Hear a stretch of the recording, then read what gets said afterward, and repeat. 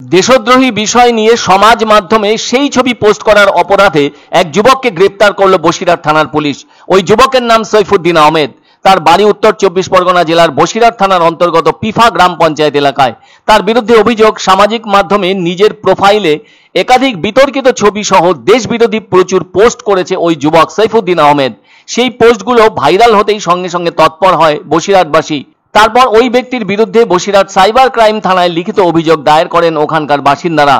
ফলে সেই অভিযোগের ভিত্তিতে বসিরহাট থানার পুলিশ ও জেলা পুলিশ আধিকারিকরা যৌথভাবে তদন্তে নেমে সৈফুদ্দিন আহমেদ নামে ওই যুবককে গ্রেপ্তার করে। আর ধৃত সৈফুদ্দিন আহমেদকে মঙ্গলবার বসিরহাট মহকুমা আদালতে পেশ করা হয়। ওদিকে এমন ঘটনায় অভিযোগকারীদের দাবি, ভারত পাক রণঘটনার পরিস্থিতিতে যখন উত্তপ্ত গোটা ভারত এবং পহেলগাঁওয়ের মর্মান্তিক ঘটনার জবাব দিচ্ছে ভারত, তখন একজন দেশ নাগরিক হয়ে সমাজ মাধ্যমে দেশবিরোধী বিষয়ে একাধিক পোস্ট করেছে ওই যুবক সৈফুদ্দিন আহমেদ বলে অভিযোগ। আর ওই পোস্টগুলো নিয়ে ওই যুবকের মধ্যে কোনো অনুশোচনা দেখা যায়নি বলেও অভিযোগ স্থানীয় বাসিন্দাদের। ওই যুবক প্রধানমন্ত্রী নরেন্দ্র মোদীর ছবি বিতর্কিতভাবে নিজের প্রোফাইলে পোস্ট করা সহ একাধিক দেশবিরোধী পোস্ট করেছে। আর তাই ওই কাণ্ড কারখানা প্রত্যক্ষ করে বসিরহাটবাসীর মনে হয়েছে দেশের একজন নাগরিক হয়ে দেশে বাস করে দেশের সমস্ত সুযোগ সুবিধা ভোগ করেও দেশবিরোধী কাজকর্ম চালিয়ে যাচ্ছে ওই যুবক, যা অত্যন্ত নীচ কাজ বলা যায়, যা দেশের বিরোধিতারই সামিল। সেজন্য তার উপযুক্ত শাস্তি পাওয়া উচিত। প্রসঙ্গত উল্লেখ্য, ইতিমধ্যে সাইবার ক্রাইম শাখার অফিসারে পর্যন্ত একাধিক ব্যক্তিকে দেশবিরোধী পোস্ট সোশ্যাল মাধ্যমে করার অপরাধে তাদের গ্রেপ্তার করা হয়েছে।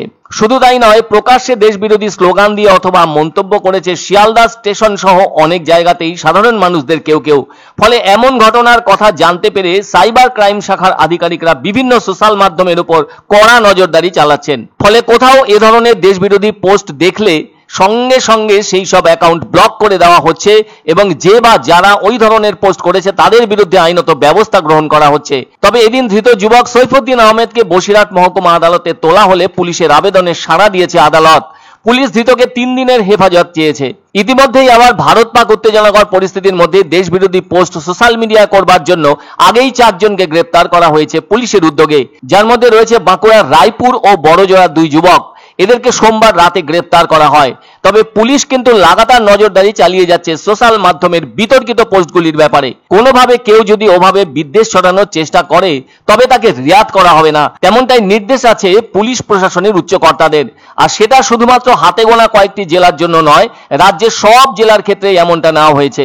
তবে বাঁকুড়া বা উত্তর 24 পরগনার পুলিশ তদন্তে নেমে জানতে পেরেছে কেউ বা কারা এ ধরনের পোস্ট তৈরি করে বিভিন্ন সামাজিক মাধ্যমের গ্রুপে ছড়িয়ে দেওয়ার চেষ্টা চালাচ্ছে। সেরকমই একটি গ্রুপ থেকে ওই ধরনের পোস্ট সংগ্রহ করে নিজের সামাজিক মাধ্যমে ছড়িয়ে দেয় বিষ্ণুপুরের এক গ্রামের যুবক, যাকে গ্রেপ্তার করেছে পুলিশ।